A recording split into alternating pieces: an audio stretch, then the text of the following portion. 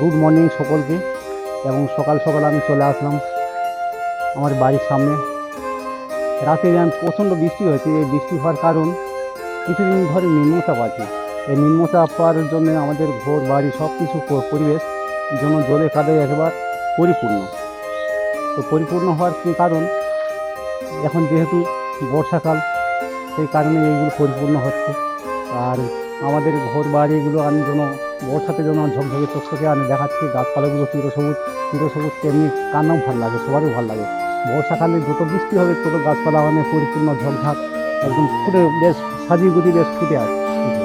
আর আমাদের এই বর্ষা সিজনটা আমাদের গ্রামের পরিবেশটা যেমন ঝকঝকে তৈরি হয়ে ওঠে, তেমনি এই বর্ষাতে অনেক ঘর বাড়ি উঠোন সব জলে পরিপূর্ণ হয়ে গেছে।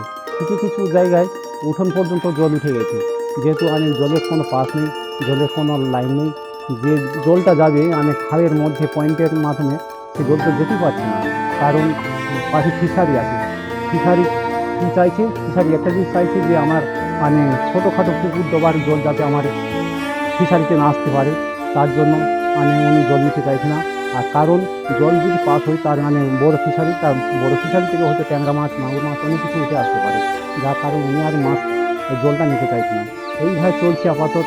যদি সাধারণ মানুষ যদি চায় যে জলকে তাকে প্রেশার ক্রিয়েট করে জলটাকে বার করার জন্য পারবে, সে মালিককে বলে করে হয়তো বলতে পারি।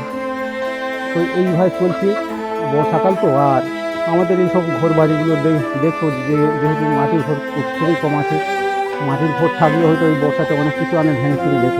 কিন্তু এখন অনেক সরকারি সুযোগ সুবিধা পেয়েছে, যার কারণে ঘরগুলো অনেক পাকাপোক্ত হয়েছে। আর আমার এপাশে পুকুর আছে, দেখুন পুকুরগুলো খুব জলে পরিপূর্ণ হয়ে গেছে।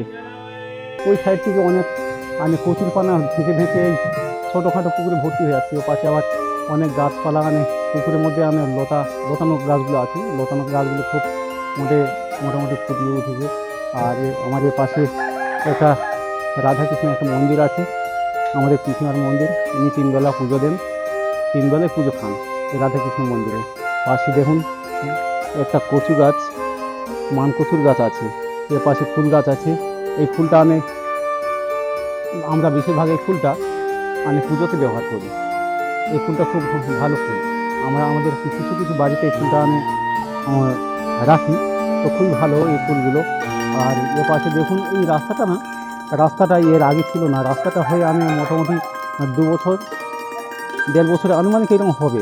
এর আগে এখানকার মানুষ এই রাস্তায় ছিল না। তখন এখান থেকে মানুষ কাপড় উঁচু করে এই রাস্তা দিয়ে হেঁটে যেত এই মেন রাস্তায় উঠতো। কারণ তো এইসব জলে সব ভর্তি হয়ে যেত, যার কারণ এই রাস্তা যেতে গেলে মেন রাস্তায় উঠতে গেলে জামা কাপড় পেন্সিলে যেতে হতো। এই রাস্তাটা এসছে 25 সালে। এর আগে আমার ভিডিওতে দেখেছেন, সেখানে ইটের রাস্তা, ভাঙাচোরা ইটের রাস্তা ছিল, যার কারণ এখন ফাইনালি চলে এসেছে আমাদের ভালোই রাস্তা। এখন খুবই ভালো লাগছে, একটু পরিবর্তন হচ্ছে ঘর বাড়ি রাস্তাঘাট সব কিছু মিলে। আর এদিকে আমি আগে দেখাচ্ছি করি আমার সঙ্গে। আমাদের মাছ বাজারে গিয়ে কিনতে হয় না, মাছ আমাদের গ্রামে গ্রামে দিয়ে আসি। তো যাই হোক, সব কিছু মিলেমিশে একটা একাকার। সবচেয়ে বড় কিছু একটা আমি বলতে চাই দর্শক, আমাদের এখন ফিশারি এলাকা, যেদিকে তাকাবেন সেদিকে জল আর জল। এখানে কোনো গাছপালা খুব সীমিত আছে, জল আর জল। যেহেতু গাছপালা যে জায়গায়, সেদিকে তাকালে চোখ সতেজ থাকে। এই কারণ হতে থাকে আমরা তো জল ঘুম